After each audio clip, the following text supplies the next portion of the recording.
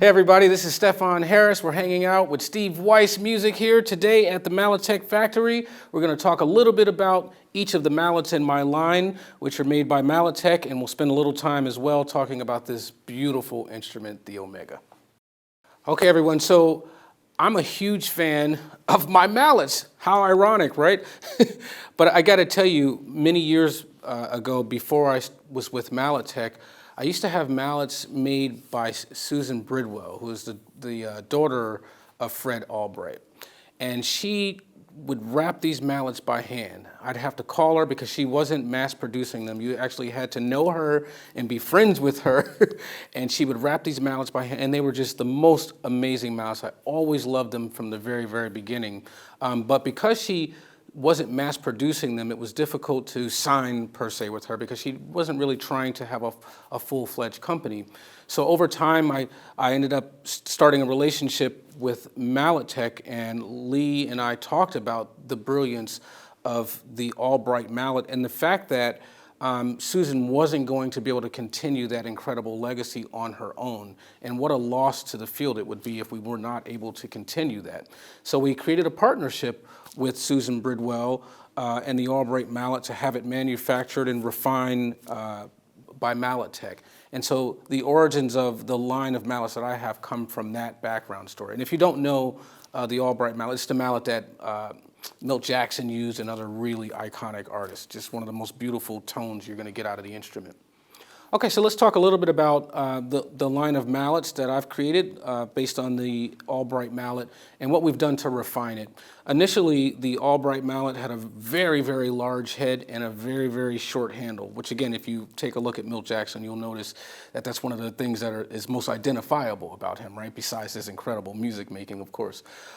So we ended up making the mallet head a little bit smaller with all of the same technology on the inside, and we lengthened the stick a little bit, right? I actually don't prefer really long sticks because I think it's difficult to balance for me in terms of rhythm. I need to be able to approach the instrument just like this, where it's like I'm walking, where it's really organic. And I found that with longer mallets, it forced me to sort of anchor myself in front of the instrument in a way that was blocking me. It was blocking my ability to use physicality to express myself. So the length of the mallet really mattered to me. So you see that this is fairly long, but not as long as most mallets. I mean, I think the standard for me, particularly on a vibraphone, is you really want to be able to get an octave. I can get about a ninth here, and in the right hand, you can probably stretch to about a tenth with mallets this size, right? But I felt beyond that, there was no need if I can get all the intervals that I want. So I chose to do three. They all have a very similar tone in terms of the musicality of the tone and the mallet's ability to get the most resonance out of the instrument itself, out of the bar. The reason I choose a line of three is because of the different circumstances you might end up in a professional situation. So the general mallet, the medium mallet, is the red mallet.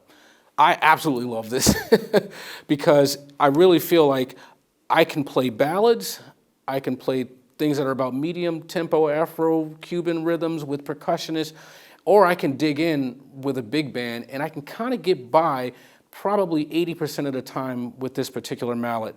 So if I'm trying to get just a warm tone, as long as my hand is really relaxed, you're not getting a lot of the core. You're getting a lot of the bar.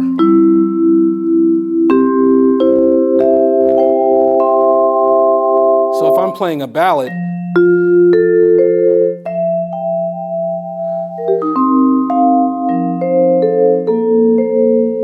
you see I'm using a very relaxed technique and you're getting mainly tone from the bar, not a lot of punch.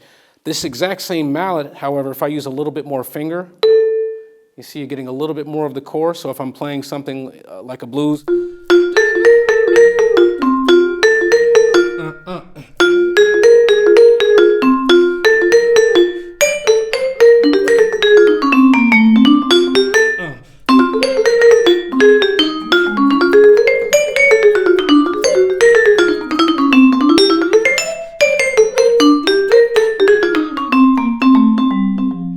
so I can get a nice rhythmic feel and have total control of just how much of the core I want to engage in the process. And now if I really want, if I'm playing with, when things get intense, I use even more finger with a little bit more arm, and now I can get a little bite out of the instrument.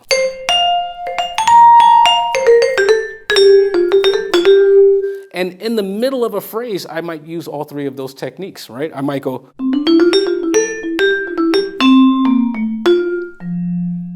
right? So I feel like this general mallet allows me to express myself in a wide range of emotions, and this is my go-to mallet in general. The next mallet in my line is the hard mallet, which is interesting because it's not dramatically different in terms of what we just talked about with the red mallet, but it just has a little bit more bite. This is not a mallet that I would use on a ballad, because as you can see right away, you're getting the sound of the core.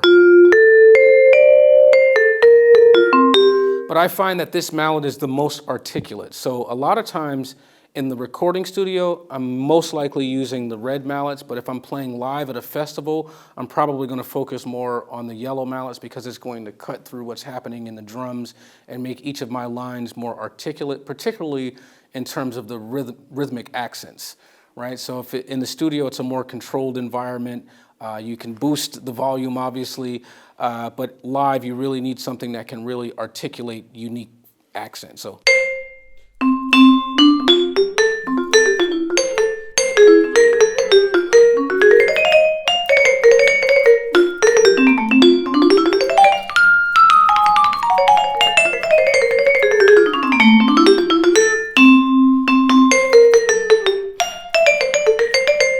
And also the other thing I like about these mallets, particularly if I'm playing with a big band, is that when I am moving quickly, you end up getting the articulation of each individual note in the line.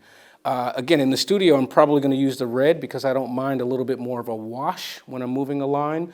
But live, you really have to be able to push each individual note. And you'll notice as I'm playing up a scale, if I'm playing,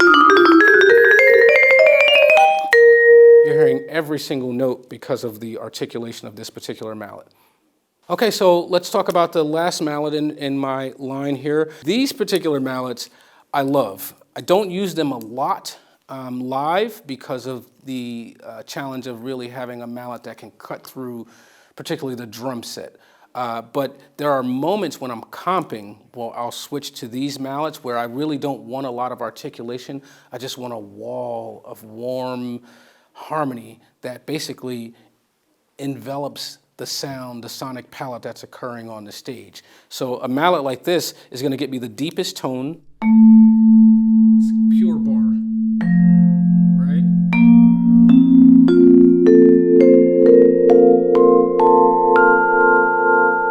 And I wouldn't even think of these as soft because actually I can probably get the most volume out of the instrument using these particular mallets. It's just a warmer tone. So if I'm playing,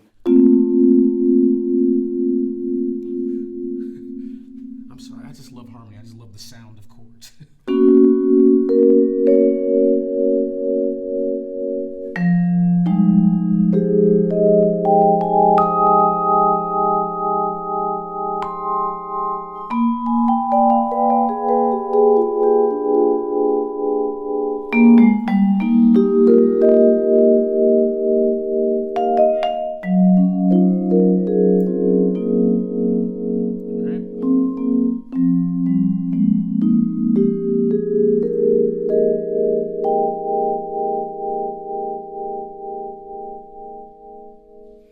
So if I'm looking for that warm palette, especially if I'm playing with a vocalist, I tend to use these mallets.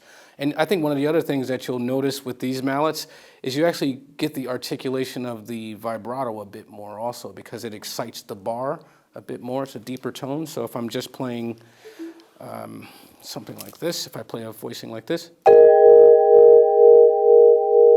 right, compared to if I use the yellow mallets, you'll hear the vibrato, but I think it's less pronounced when you use a hard mallet like this. It's there, but you're getting more of the attack. Whereas I think using the blue mallets features the actual depth of tone of the instrument. Okay, so there you have it. We have a great line of mallets that I think will get you through just about any situation. It certainly has helped me in live music performances, studio sessions, practicing. There are times where I'm just using different mallets to get different technical issues together. So I really feel complete with this set of mallets. I really never use anything other than this line when I'm performing and practicing. So if you're interested in checking out this line of mallets, the Stefon Harris mallet made by Malletech, please check us out at steveweissmusic.com, where you can also find lots of information about this beautiful instrument, the Omega Vibe. Thank you so